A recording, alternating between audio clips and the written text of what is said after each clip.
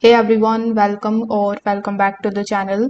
In today's video, I'm going to show you exactly how to install MX Player on your PC so that you can watch your favorite movies, shows and videos easily on a bigger screen.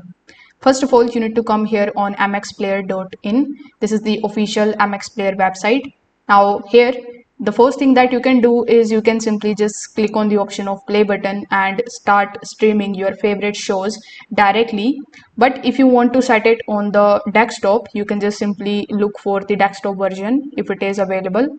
So when you click on the three lines in the top right hand corner of the screen, and when you click on the option of download app, you will notice that currently MX Player is available only for Google Play Store or App Store.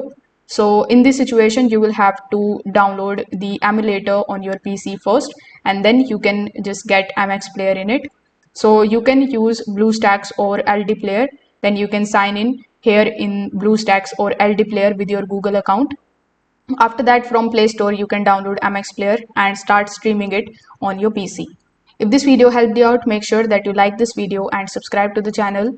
Thanks for watching.